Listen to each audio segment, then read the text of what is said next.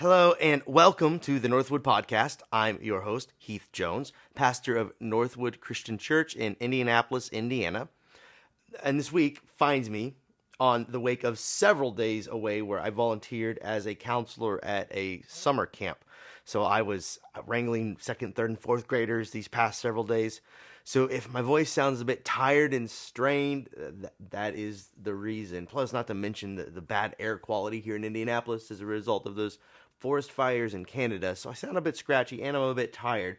So, and also, all of that considered, I didn't have all the time in the world to prepare this episode.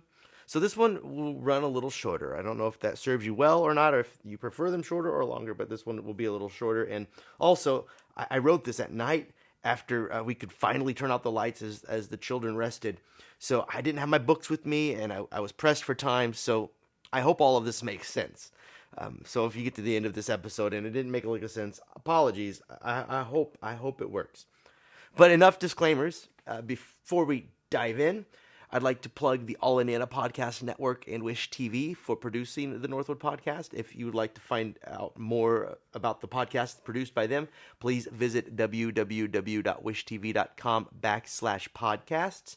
That's www.wishtv.com/podcasts. And if you'd like to learn more about our church, Northwood Christian Church, the church that I pastor, please visit www.indyncc.org. That's www.indncc.org. And there you can find our service times as well as the other ministries of our church.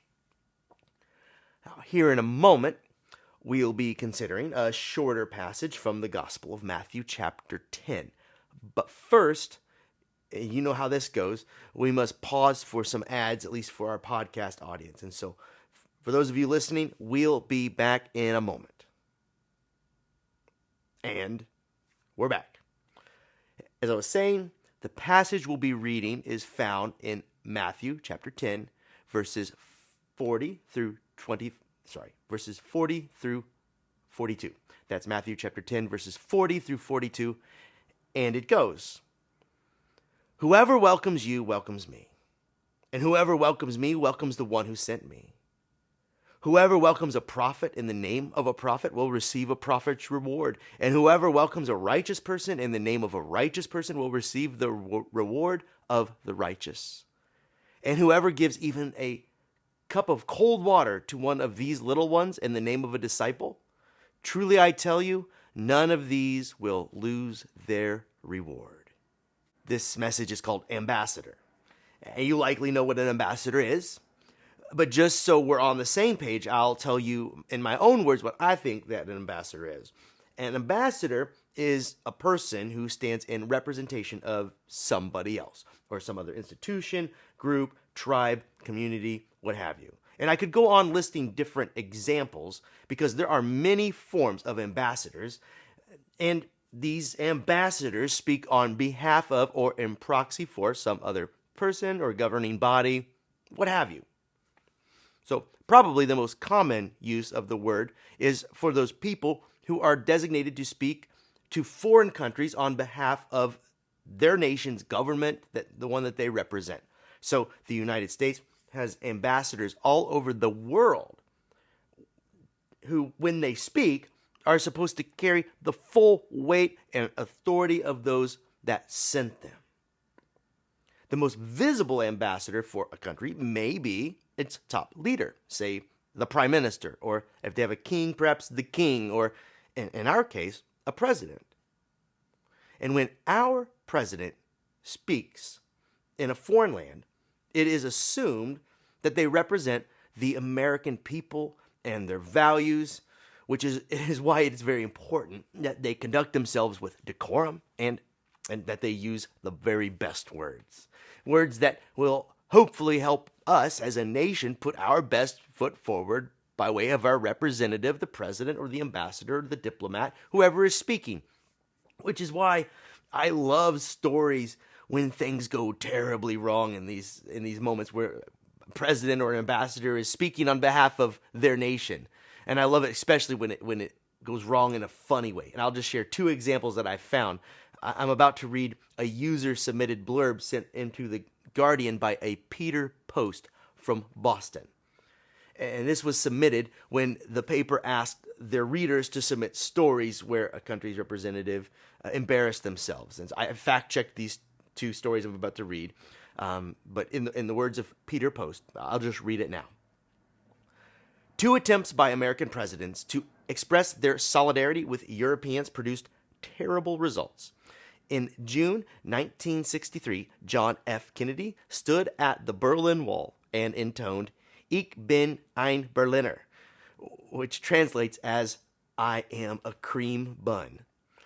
In December 1977, Jimmy Carter gave a speech in Poland which included the sentence, "I want to know the Polish people."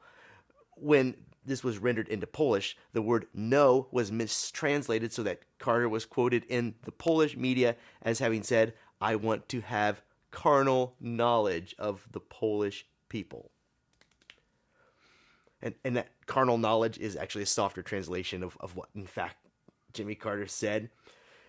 I find these things funny. Not exactly what our presidents were going for, I'm sure, but this just goes to show how important it is to put our best foot forward when speaking on behalf of someone else. Otherwise, it may reflect poorly on who we are there to represent. The situations I mentioned above were just moderately embarrassing, but things could have been far worse. And now, a seasoned preacher could possibly predict where I'm going here, especially when considering the first line of today's text. Whoever welcomes you welcomes me, and whoever welcomes me welcomes the one who sent me. It's as if Jesus is saying, you are my ambassadors. When you arrive at a new place, you are standing in proxy for me. And I, says Jesus, I am an ambassador for the one who sent me. And Jesus, he was a good ambassador. So much so that many around him began to believe that he was God in the flesh. He so perfectly reflected the values of God who sent him. So you could see how a sermon would go. Define an ambassador, check. Insert funny anecdotes, check. And then it's for me to tell you that we are all ambassadors of Christ and that it really does matter how we conduct ourselves in the world. But before we get there, we've got to talk about those verses that come next, and I'll read them again. Whoever welcomes a prophet in the name of a prophet will receive a prophet's reward. And whoever welcomes a righteous person in the name of a righteous person will receive the reward of the righteous. And whoever gives even a cup of cold water to one of these little ones in the name of a disciple, truly I tell you, none of these will lose their reward. In all of that, verses 41 and 42, they just rubbed me wrong right out of the gate. What's this about an award system? I've read so much else in the Gospels about altruistic love and giving of ourselves sacrificially, sometimes expecting no reward, often expecting, really, we should never expect a reward for doing the right thing. But here it sounds like being a disciple is a bit like holding a credit card with all sorts of incentives. Do this thing for God and then get a prize. Treat a prophet well and you earn a gold sticker. Give someone some water, get a sticker. As I said, all this talk of reward, it just made this all seem so transactional. And real love is not transactional. So this is a fine mindset to put the disciples in. Not really. Fill them with dreams of reward. So next, then, after filling their heads with dreams of reward, Jesus sends the disciples out to minister across the countryside, where now they may expect a warm reception, the one like Jesus described for them. So one could try and place oneself inside the mind of these disciples after hearing these things. The words of Jesus still ringing in their ears, whoever welcomes a righteous person. And perhaps one of the disciples thought to themselves, well, I'm a righteous person. Looks like it's time for people that we meet along the way to roll out the red carpet. So they expect to walk through the door. The host graciously says, a cup of cold water, perhaps, for the prophet, for the disciple. They might think, don't mind if I do. It's just what they expect. At least these thoughts and expectations may have entered the minds of the disciples after these words that Jesus said, expectations that they may be rewarded for their efforts. And, as an aside, make no mistake, this passage is, in fact, meant to encourage disciples to treat other disciples well, to receive a visiting brother or sister in Christ with warmth, hospitality, and love. That is what is meant to be said here.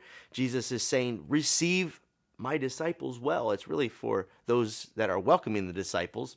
But still, all of this strikes me as a bit self-serving for Christians, as it describes the ways that we might care for each other, but it doesn't mention how we are to care for those outside of our Christian communities.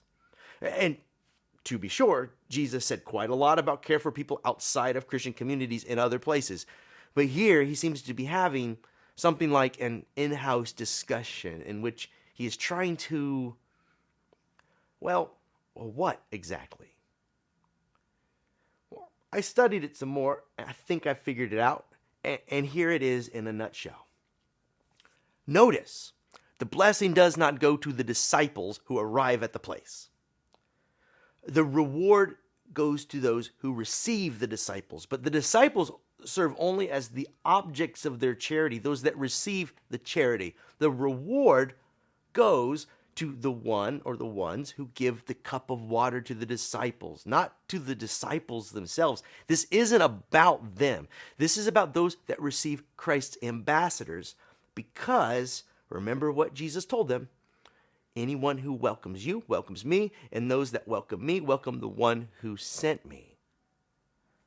And what does this mean for those who welcome Christ? Well, this is to welcome love, joy, and peace. It is to welcome the truth. It is to welcome what is good and holy. This is what it means to welcome a disciple. It isn't about the person you're welcoming. It's about who they represent and what values and attributes they reflect onto the person they're ministering to, the values of God. So ambassadors of Christ, Paul would call us later. So when someone welcomes Christ into their lives, they are transformed. And this is their reward. Their reward is a new heart, which is to have the realm of God inside you, to have this new heart. So those who welcome the prophet and are rewarded, this happens because it turns out listening to a prophet will help you out a whole lot, to say the least. Or to truly welcome a righteous person, that is, a person who lives well, tells the truth and embodies God's love, who has integrity. When we welcome one like that into our home and heart, we welcome those values as well. And this blesses and enriches our lives. Whenever someone has compassion on a poor disciple, or a little one, as Jesus calls them in this text, they welcome into their lives compassion, empathy, generosity, and love. To welcome a person in that way is to welcome those very attributes, those virtues into our lives, those ways of being, and all else that flows from the heart of God. And when someone welcomes love into their hearts, they can't help but feel it as its own reward.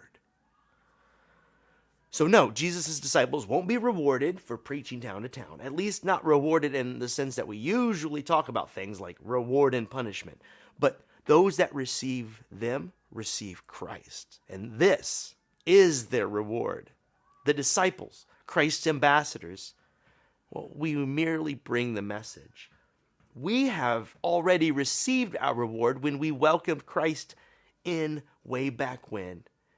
Before we set out to preach the gospel ourselves as Jesus' ambassadors, we received the reward way back when, and now it is for us to pass it on. So now I'm back where we started, ambassadors.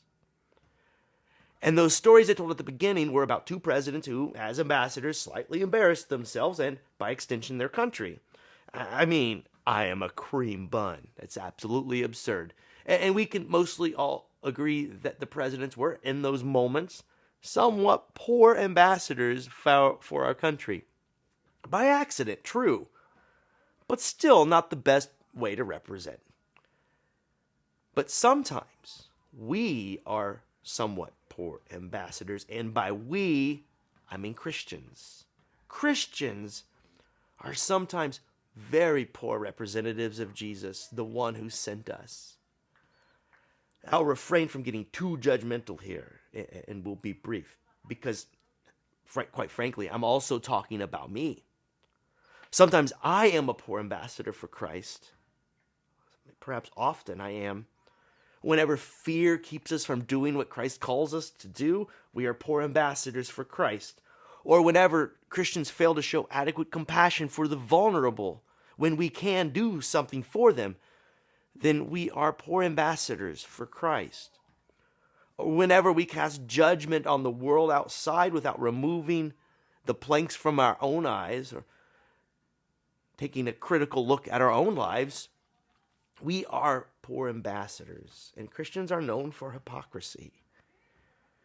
When we are patient in love, we are good ambassadors for Jesus, but mostly, whenever we fail to love with the love of Christ, we are poor ambassadors. And we do this all the time. So we should try to be the best ambassadors we can be. I don't know how else to do it but to try, and to ask for God's help. I think that second thing is perhaps the place we'll get traction, asking God for grace and help. It's supposed to be that God will give us new hearts if we ask, so let's ask. And in the very asking, I think we are changed. The asking itself is to receive Christ, so asking ye shall receive, as the scriptures say. Ask for the love, the compassion, and the courage that are baked into Jesus' very nature. Ask for what you need to be God's ambassador, for this is what you are, child of God and God's representation here on earth. So ask for God to change your heart, and God will. God is changing our hearts. Then receive your reward, which is the changed heart, which is the receiving of God's love. So receive it. Arise and know your true worth. Then go and preach the gospel yourself. For you may well be the only reflection of Jesus in the lives of many that you meet along life's way. Ambassador of Christ.